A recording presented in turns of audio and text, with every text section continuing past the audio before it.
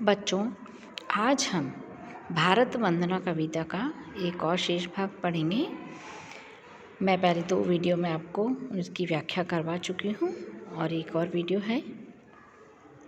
कवि गुप्त जी कहते हैं, भारत भूमि की वंदना करते हुए, भारत भूमि की महिमा का गान करते हुए कहते हैं, क्षमामयी तू दयामयी है, क्षेममयी है, सुधामयी वात्सल्यमयी तू प्रेममयी है, विभवशालिनी विश्वपालिनी दुख हरती है, भय निवारणी शांतिकारिणी सुख करती है, हे शरणदायिनी देवी तू करती सबका त्राण है, हे मातृभूमि संतान हम तू जननी तू प्राण है।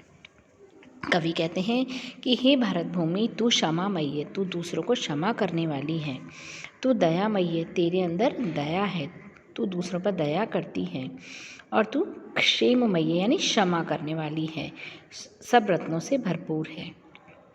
सुधामयी अमृत के समान है, वात्सल्यमयी यानी प्रेम करने वाली है, वात्सल्य यानी दुलार करने वाली है, प्रेममयी है यानी प्रेम करने वाली है, विभवशालिनी यानी वैभव से भरपूर है, विश्वपालिनी पूरे विश्व को पालने वाली है, दुख हर्त्री यानी दुख को हरने वाली है, भय निवारणी डर को दूर करने वाली है, शांति कारिणी शांति प्रदान करने वाली है, सुख कत्री यानी सुख देने वाली है, हे शरणदायिनी देवी, हे भारत भूमि, हे भूमि भारत माता, तू हमको शरण देती है, तू करती सबका त्राण है, त्राण यानी रक्षा, और तू सबकी रक्षा करती है।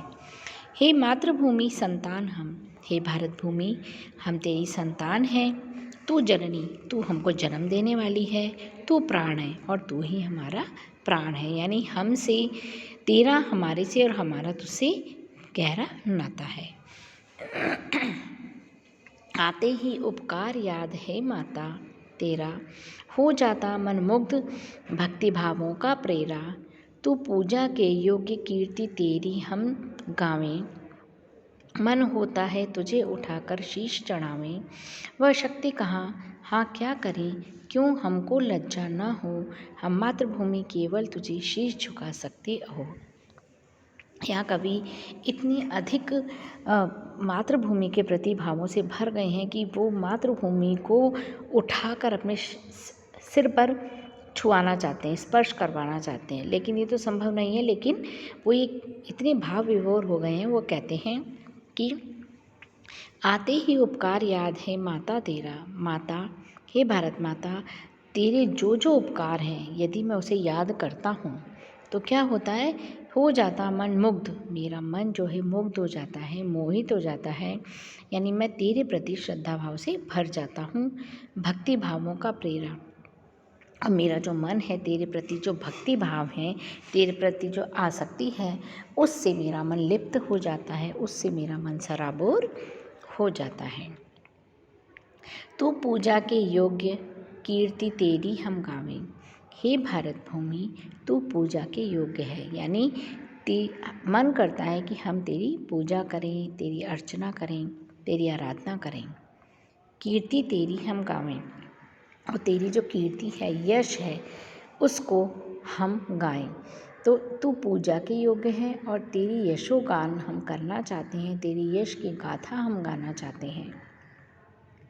मन होता है तुझे उठाकर शीश चढ़ावें। कवि कहते हैं कि ऐसा मन होता है कि तुझे उठाकर मैं अपने सिर पर चढ़ा लूँ, यानी मस्तक से स्पर्श करूँ। यानी यहाँ पर कवि भाव विभोर होकर यही कह रहे हैं कि इतने तेरे उपकार हैं, तू इतनी अच्छी है, प्रेरणादायी है, पालन वाली है, पालन करती है, सब कुछ है, तो ऐसा मन होता है कि तुझको हम अपने शीश पर बिठा लें। लेकिन वह शक्ति कहाँ, मतलब हमारे अंदर वो शक्ति है ही नहीं कि हम पूरी भारत भूमि को अपने शीश पर चढ़ा लें, तो हमारे अंदर वो शक्ति नहीं है। हाँ क्या करें, वो बोलते हैं कि अब मैं क्या करूँ, भाई ये शक्ति नहीं है कि हम उठा लें, क्यों हमको लज्जा ना हो। अब हमको इस बात को लेकर के लज्जा हो रही है कि मैं कैसे तुझको अपने शीश पर चढ़ाऊँ, भारत भूमि को मैं कैसे अपने शीश पर उठाऊँ। हम मातृभूमि केवल तुझे शीश झुका सकते हैं, लेकिन हम लोग जो हैं हे मातृभूमि, हम लोग जो जन हैं, जो व्यक्ति हैं, जो इस जन्मभूमि पर, भारत भूमि पर रह रहे हैं, वो केवल तुझको अपना सिर झुका सकते हैं, तुझको सिर पर हम चढ़ा नहीं सकते। यानी हम तेरे प्रति नतमस्तक हैं। शीश झुका सकते हैं, यानी तेरे प्रति हम नतमस्तक हैं और हम तेरे प्रति कृतज्ञ हैं। अगले पद्य में कहते हैं, कारणवश जब शोक दाह से हम दहते हैं, तब तुझ पर ही लोट लोट कर दुख सहते हैं। पाखंडी भी धूल चढ़ा कर तन में तेरी, कहलाते हैं साधु नहीं लगती है देरी। इस तेरी ही शुचि धूलि में मातृभूमि वह शक्ति है, जो क्रूरों के भी चित्त में उपजा सकती भक्ति है। कवि कह रहे हैं कि किसी कारणवश जब हम शोक यानी दुख में हम अगर जलते हैं, अगर शोक के मारे, दुख के मारे कोई आफत आती है तो हम उस शोक में जलते हैं, तो फिर क्या होता है कि हम तुझ पर ही लोट लोट कर दुख सहते हैं। हम ज़मीन पर बैठ कर के ही अपने दुख को अपना दुख व्यक्त करते हैं। यानी हमें अगर कोई सुख भी मिलता है तो भारत भूमि तेरी धरती से मिलता है, दुख भी अगर हमारे ऊपर आता है तो हम अपने दुख को वापस तेरे पर ही आकर के हम व्यक्त करते हैं। पाखंडी भी धूल चढ़ाकर तन में तेरी, और जो पाखंडी हैं, जो छल कपट करने वाले हैं, वो क्या करते हैं, तेरी ही धूल चढ़ाते हैं, यानी तेरे से ही मिट्टी प्राप्त करते हैं और साधु बन जाते हैं। यानी राख लपेट लेंगे, जो भी क्रियाकलाप करेंगे तेरी मिट्टी से ही वो करते हैं। तो अपने तन पर धूल चढ़ू करके, मिट्टी चढ़ा करके कहलाते हैं साधु नहीं लगती है देर, और वो देर नहीं लगती, साधु कहलाने लगते हैं। यानी भभूत लगा ली, भभूत भी हमें भारत की मिट्टी से ही मिलती है, राख भी वहीं से मिलती है। तो ऐसे लोग भी हैं कि वो भी साधु भी बन जाते हैं। इस तेरी शुचि धूलि में मातृभूमि व शक्ति है। वो कह रहे हैं कवि कि हे माता, तेरी शुचि यानी पवित्र धूल में वो शक्ति है कि जो क्रूरों के भी चित्त में उपजा सकती भक्ति है। तो जो क्रूर हैं, कठिन हैं, जो क्रूर मतलब जो व्यक्ति निर्दयी हैं, उनके अंदर भी जो भक्ति की भावना है वो तू ही उपजा सकती है। यानी हमारे दुख भी तू सहन करती है, हमको सुख भी तू देती है। पाखंडी भी धूल चढ़ा करके और तेरे भक्त बन जाते हैं, और जो क्रूर व्यक्ति हैं, निर्दयी हैं, वो भी, उनके अंदर भी भक्ति की भावना भी तू उत्पन्न कर सकती है। यानी तेरे अंदर इतनी शक्ति है कि तू सब कुछ कर सकती है। कोई व्यक्ति विशेष नहीं तेरा अपना है, जो यह समझे हाय देखता वह सपना है। तुझको सारे जीव एक से ही प्यारे हैं, कर्मों के फल मात्र यहाँ न्यारे न्यारे हैं। हे मातृभूमि तेरे निकट सबका सम संबंध है, जो भेद मानता वह अहो लोचन युत भी अंध है। अब कवि यहाँ कह रहा है कि कोई भी व्यक्ति यहाँ तेरे लिए अपना नहीं है, यानी विशेष नहीं है, तो सबको समान भाव से अपना मानती है। और जो ये समझता है कि भाई मैं विशेष हूँ, तो वो एक मात्र सपना देख रहा है, बल्कि वो सत्य नहीं है। सत्य ये है कि भारत भूमि सबको एक जैसा मानती है।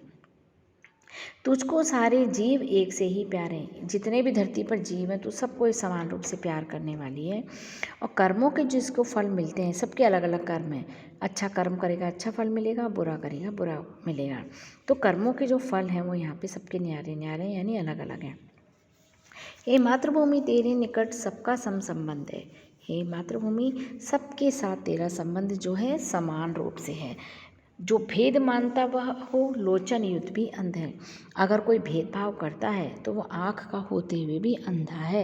यानी भेदभाव अगर कोई नहीं करेगा, या छोटा बड़ा गरीब अमीर सब इस मातृभूमि के लिए समान है, क्योंकि भारत भूमि सबको समान रूप से जल देती है, फल देती है, खाने को देती है, सब समभाव से करती है। जिस पृथ्वी में मिले हमारे पूर्वज प्यारे, उसमें हे भगवान कभी हम रहे न न्यारे। अब यहाँ पे कवि कह रहा है कि जो भी हमारे पूर्वज थे, हमारे दादा परदादा थे, वो इस पृथ्वी में मिल गए, यानी मृत्यु को प्राप्त हुए, इस मिट्टी में ही समा गए। उससे हे भगवान कभी हम रहे नहीं आ रहे।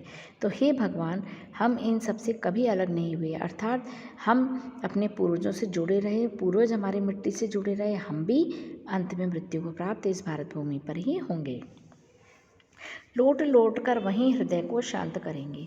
और हम अगर हमारा हृदय व्याकुल भी हो जाता है तो हम इसकी मिट्टी में ही लौटेंगे और अपने हृदय को शांत करेंगे, यानी हम अपना दुखड़ा भी रोएंगे तो इस भारत में ही रोएंगे और भारत माता हमारी सुनेगी। यानी हमारे सारे कहने का तात्पर्य जितने भी नाते रिश्तेदार सब कुछ हैं, भले ही वो बाहर चले जाएं लेकिन अंत में वो आते यहीं पर हैं। उसमें मिलते समय मृत्यु से नहीं डरेंगे, और अगर हमारी मृत्यु हो जाती है तो हम उससे भारत भूमि की मिट्टी में मिलने से भी नहीं डरेंगे, यानी हमारा यही अंतिम संस्कार होगा। उस मातृभूमि की धूल में जब पूरे सन जाएंगे, जब भारत माता की मिट्टी में हम पूरी तरह से सन जाएंगे, लिपट जाएंगे, पूरी शरीर पर हमारी मिट्टी हो जाएगी, यानी पूरे खाक हो जाएंगे, मृत्यु को प्राप्त हो जाएंगे, जल जाएंगे। दाह संस्कार होने के बाद हम पूरे सन जाएंगे, होकर भव बंधन मुक्त हम आत्मरूप बन जाएंगे। तो हम अंत में क्या होगा कि इस संसार के बंधन से मुक्त होकर आत्मा स्वरूप बन जाएंगे, यानी शरीर हमारा जल जाएगा और आत्मा जो अजर हमारे वो ऊपर हमारे स्वर्ग में या नरक में जो कर्म के अनुसार हमने कर्म किए हमको वहाँ स्थान मिल जाएगा।